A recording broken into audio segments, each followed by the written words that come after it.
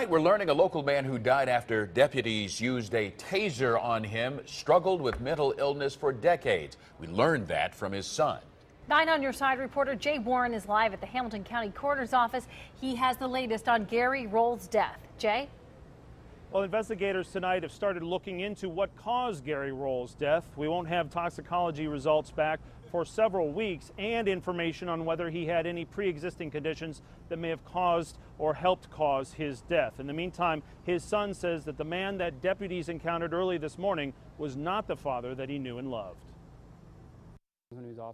Gary Roll Jr. said he was 12 when his father first showed signs of mental illness. That was a person who unfortunately had succumbed to his mental illness, a lack of medication over the course of inconsistent over the last several years, but definitely over the last maybe 4 or 5 weeks. He said his father was very different when he was on his medication. He's a very good and giving man when he's on his meds, and he was like that as a father when I was young. That's how I remember him until I was about age 12 or so. It all happened before 3 o'clock this morning when a woman living at this condo on Barrington Court called 911, telling a dispatcher Roll was breaking out her back windows. He broke the whole window. He pulled all my curtains out. He took the flower pot from outside and he threw it in and he broke all the windows.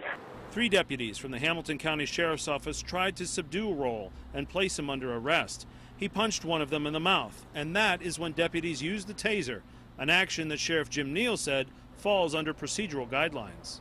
These are instances where you are justified in deploying a taser in protection of others, including yourself, and to meet the resistance of someone who is not complying, who's resisting arrest, to gain control of the situation. Now, coming up at 6 o'clock, hear more from Gary Roll's son about his father's mental illness and a very special message that young Mr. Roll has for the sheriff's deputies. Jay Warren, 9 on Your Side, Corryville.